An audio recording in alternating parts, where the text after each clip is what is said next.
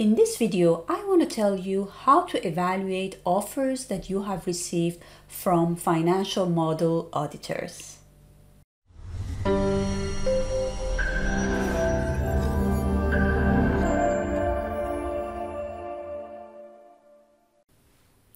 So in the previous video, we talked about the story of a developer who wants to develop a solar power project.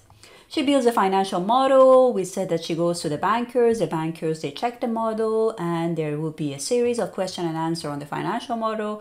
Eventually, the bankers give their green light on the financial model, and once we are approaching the financial close, we said we're going to go and we need to hire a financial model auditor to check the model mechanics and the assumptions. And this is one of the CPs for financial close.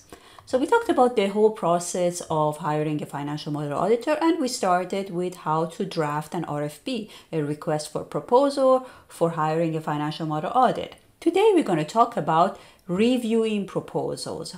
So now you have received proposal from the different model auditors, you have issued the RFP, you have sent it to the auditors. Now you're receiving the proposal, you have received the proposals, and now you want to review and you want to select one of the bidders as the selected auditor and start negotiating, doing the final negotiation, and then starting and proceeding with the model audit.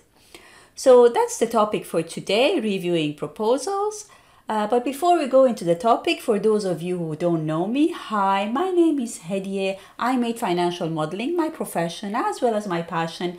My aim here is to make you a pro yourself or simply better at financial modeling. So if that sounds like something you're interested in, please consider subscribing to my channel.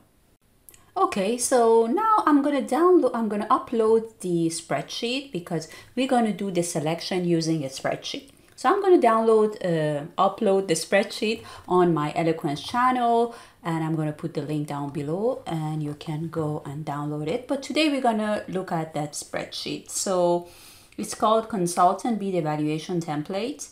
So it starts with an instruction. So I tell you what to do if you want to use this questionnaire, if you want to use this template to evaluate bids, you can use it. So you start with a questionnaire and you can name up to 5 bidders, okay, or in this case 5 financial model audit companies. So first of all, let's name the project. Your project has a name, so you're going to put the name. For example, my project is called Shemesh. It's a solar PV project, and we have received offers from different companies. Let's just give them some names. Delmont. The other one is ENZ,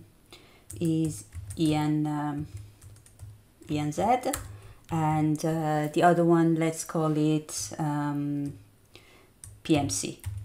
Okay, and then we just received 3 offers. We sent 5, but 2 of them rejected. So we received only 3 offers. So the next thing that we need to evaluate her name, Hedieh, okay.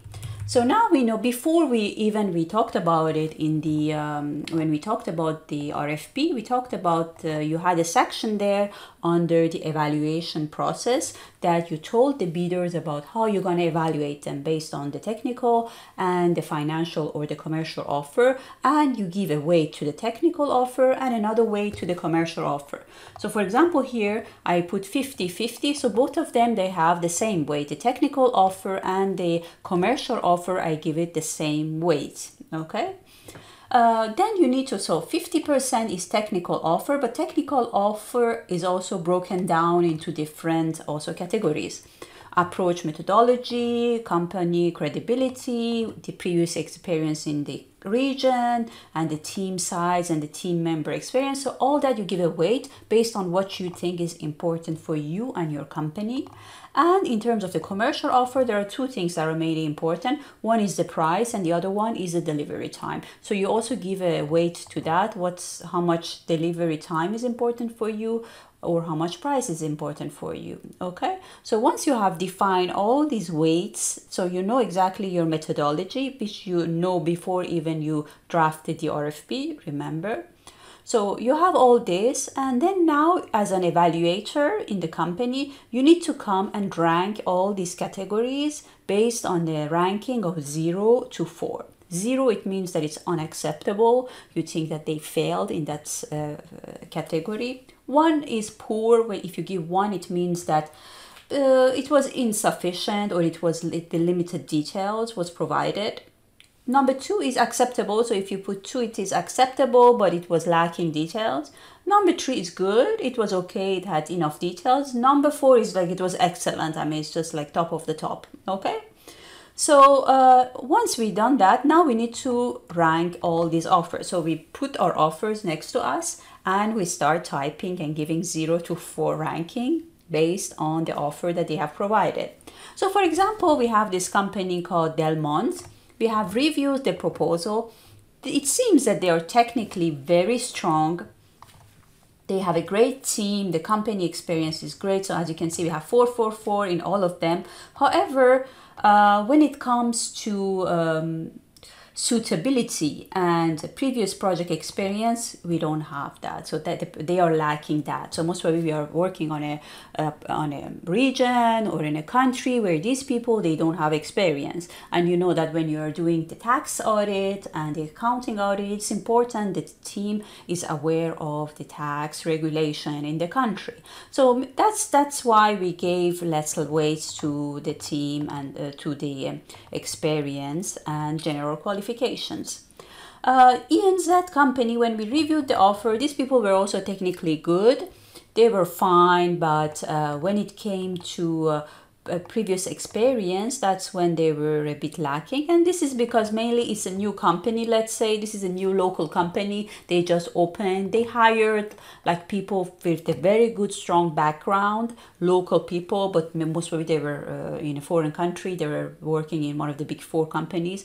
They came back to their own country and they set up this company. So technically they are strong. It's a very good team. However, they lack experience. Okay, so that's why they don't have many years of experience.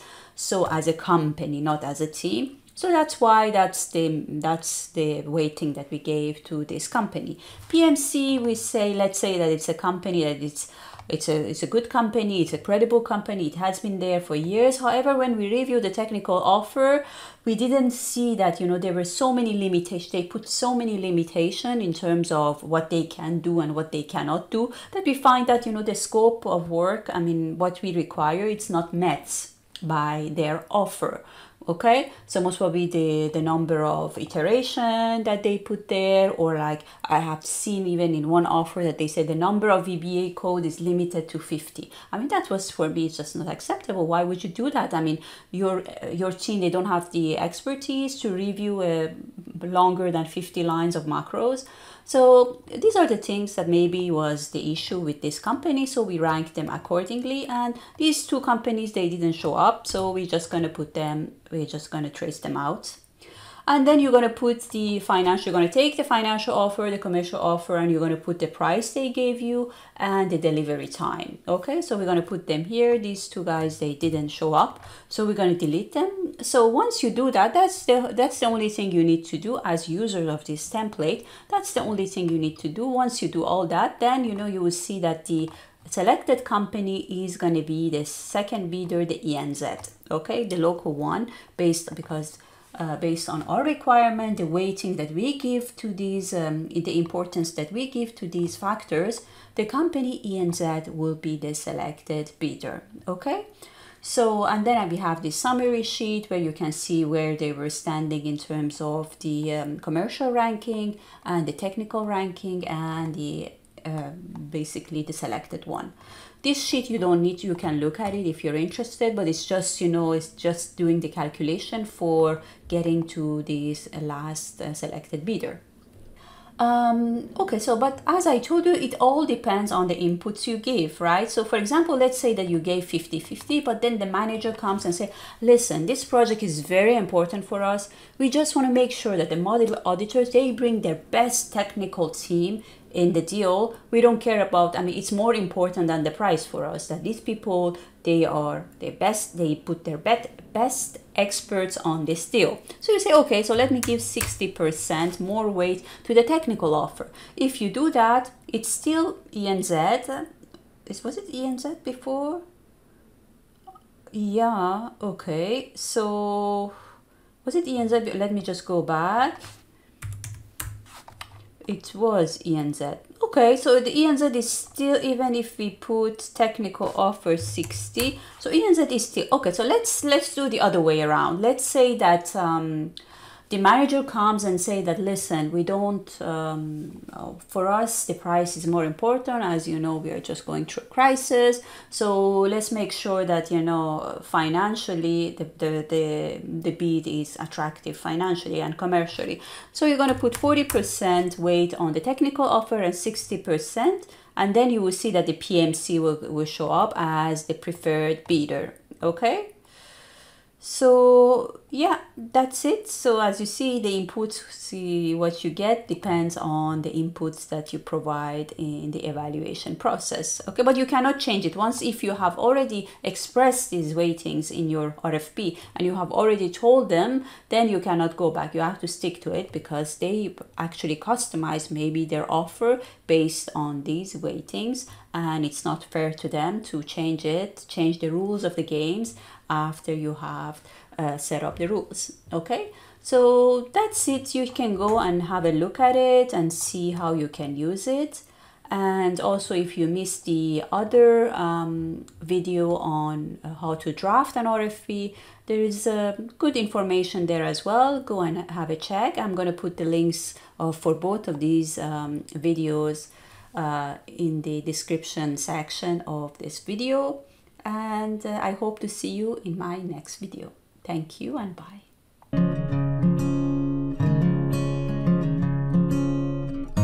If you want to learn how to build better financial models, check out my online course on financial model spreadsheet design at courses.phoenixmode.com.